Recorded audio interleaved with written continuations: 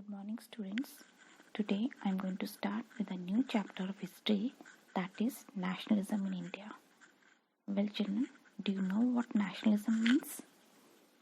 Well, nationalism means a feeling of oneness, loyalty, devotion, sacrifice for the nation. So, in this chapter, we are going to study about the stories from 1920, where we are going to study the non-cooperation and civil disobedience movement. We will also learn how different social groups participated in this movement. Now, the growth of nationalism is connected to the anti-colonial movement. That means the feeling of nationalism actually arose when the Britishers they came in our country and dominated us, ruled us. It was during that time that people began discovering the unity in the process of their struggle with colonialism. This sense of being oppressed under colonialism provided a shared bond that tied many different groups together. That means when this colonialism was there in our country, so the Britishers at that time they exploited all the communities equally, irrespective of which caste or which community the people belonged. So that made the people to come together and share the same bonding, as everybody was exploited by the Britishers in the same way.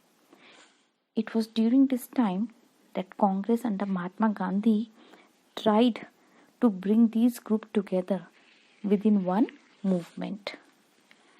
But how does this nationalism, the feeling of nationalism, arise among the people?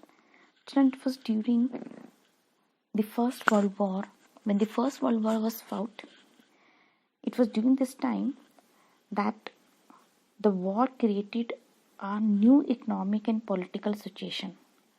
That means the First World War, it led to a huge increase in defense expenditure, and that defense expenditure was ultimately financed by the loan and by increasing the taxes, and that tax was increased on the people by means of custom duties, income tax. All these taxes were introduced at the time so that the expenditure of the war could be fulfilled. And you know that it was through the war years that the prices of the things doubled between 1913 and 1918, which became very difficult for the common people to survive. And it was during this time that Britishers they did forced recruitment. That means it was during this time that forcibly the people from the rural areas, from every house, the young people, the young youth, they were forcibly they were supposed to be in the army and fight for the Britishers. And that was the time in 1918 and 1919 and 20 and 21 that crops failed in many parts of our country, which resulted in acute shortage of food. At the same time, it was accompanied by an influenza, a kind of an epidemic, and the British government was least bothered that the people were dying because of the hunger and at the same time because of an epidemic. And you know, according to the census of 1921, around 12 to 13 million people they perished as a result of famine and the epidemic. So children, it was during this time that people they hoped that the hardship would end after the war, but that did not happen. Now it was during this time that in January 1915 that Mahatma Gandhi he returned back from South Africa, where he had fought successfully for the racialism that existed between the white and black people over there. And he fought by a method of mass agitation, and he was succeeded also, and that mass agitation was known as Satyagraha.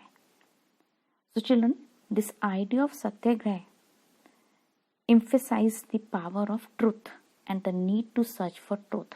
That means it was Mahatma Gandhi who came with this idea of Satyagraha, means to walk on the path of truth. He suggested that if the cause was true, if the struggle was against injustice, then the physical force was not necessary. Means if your cause is correct, then you don't have to raise your hands. And that means he was totally against the violence. It was he who believed that without seeking winning ends on being aggressive, a Satyagrahi could win the battle through through non-violence. So this could be done by appealing to the conscience of the oppressor. And by this struggle, truth was bound to ultimately trump. That means he believed that if you are correct, if you are right on your path, if you are true, then you don't have to raise your hand. You just have to walk on the path of non-violence. Children, it was during this time that Mahatma Gandhi successfully organized different Satyagraha movement in India once he reached India. Like in 1916, he traveled to Champaran in Bihar, where he inspired the peasants, the farmers, to struggle against the oppressive plantation system. And the people, they walked on the path of Satyagraha and they succeeded. Then in 1917, he organized a Satyagraha to support the peasants of Kheda district of Gujarat, who were affected by a crop failure and a plague epidemic. And the peasants of Kheda, they were not in a position to pay the revenue which was demanded by the British government. So Mahatma Gandhi told them to walk on the path of Satyagraha. And that means you are correct on your path. You don't have to raise your hand. The only thing is just refuse to pay the tax and don't raise your hands, means don't walk on the path of violence. Then 1918, Mahatma Gandhi went to Ahmedabad to organize a Satyagraha movement amongst the cotton mill workers. And he was succeeded, as people, they followed the path of Satyagraha, means they followed the path of non-violence. So it was during this time that Mahatma Gandhi, he tried to make the people realize that they can win this war if they all walk on the path of non-violence.